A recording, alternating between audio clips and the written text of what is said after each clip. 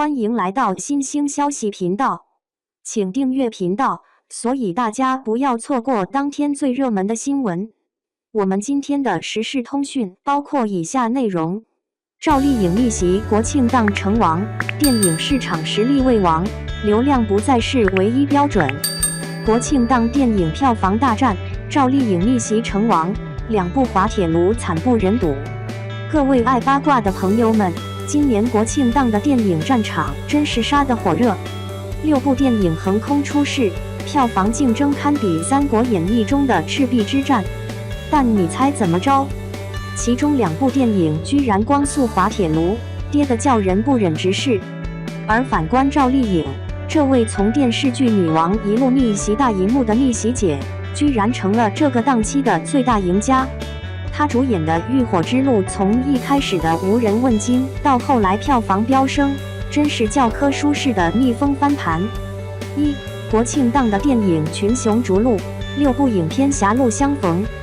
每年的国庆档就像一场大戏，各种影片争先恐后的登场，想要分得这一假期的票房蛋糕。2023年更是如此，预热期里各大影片的宣传铺天盖地，广告满天飞，宣传片不断炸，生怕你不去买票。这一次的战斗阵容包括了749局、出入平安、浴火之路等多部电影，既有悬疑片也有动作片，类型多样，吸引了不少观众。可是最终票房揭晓，2部电影口碑崩塌，剧情像是被煮成了烂粥。749局和出入平安本来是被寄予厚望的种子选手，结果呢？票房不但不行，连口碑都掉到谷底。你说气不气人？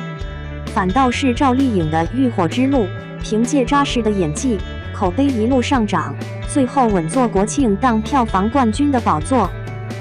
悬疑片《神秘失灵》，口碑差到想吐槽。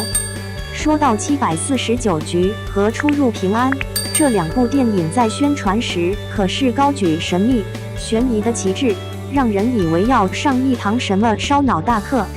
结果进了电影院，发现脑子烧不起来，只剩下一锅乱炖，剧情乱七八糟，逻辑一地鸡毛，甚至有观众看了一半忍不住想打瞌睡。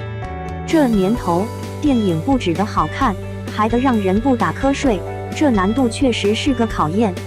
749局把悬疑题材搞成了悬而未决，剧情拖拖拉拉，仿佛要在一锅迷雾中煮上一天。主角们的人设也莫名其妙，观众记不住，甚至觉得这些角色像是摆设，完全没触动他们的心。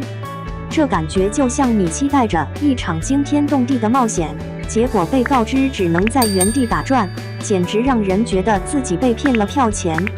而出入平安更是让人大跌眼镜，本来宣传中搞得像是人性深度探讨，结果剧情处理太过轻浮，像是端着一个空心锅，没法让人感受到真正的情感冲击。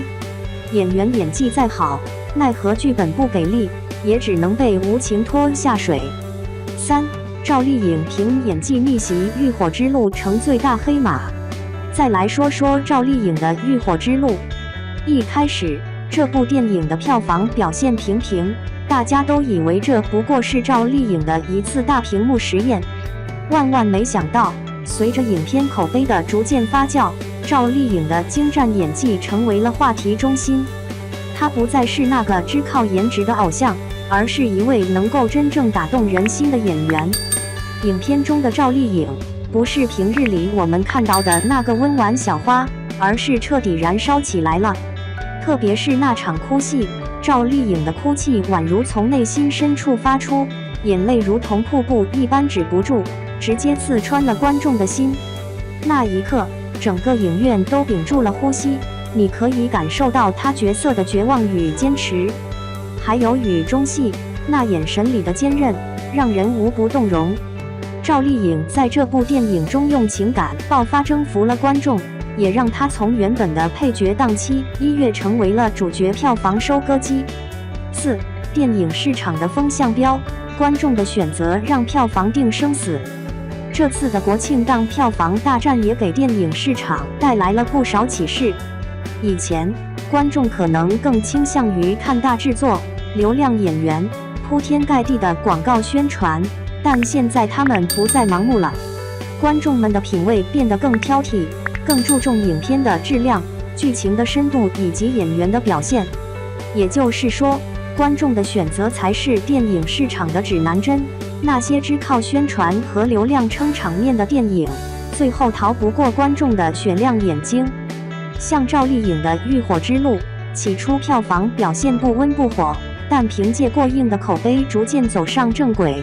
这说明一部电影的最终成败不完全取决于开头的风光，而是要看观众心里的分量。那些真正打动人心的作品，即便一开始声势不大，也能凭借良好的口碑逆袭，成为市场的黑马。5. 赵丽颖的成功启示：实力才是演员的真正资本。赵丽颖的成功告诉我们，流量只是短暂的，真正能在娱乐圈站稳脚跟的，还是要靠实力。她用自己的演技告诉我们，颜值虽然是一把好牌，但最终还是得看你能不能把演技这张王牌打好。回顾赵丽颖的演艺生涯，真是一部打拼史。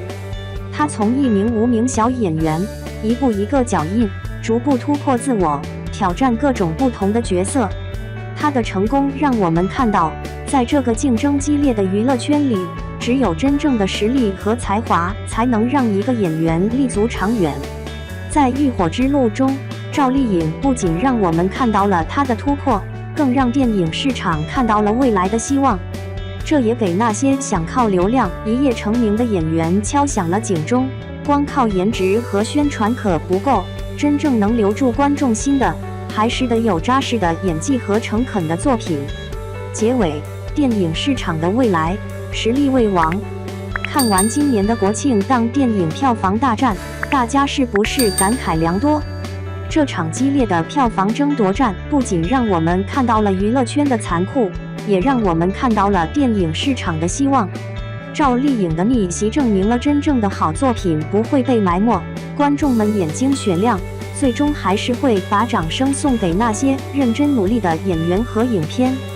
在未来的电影市场中，流量不是一切，实力才是王道。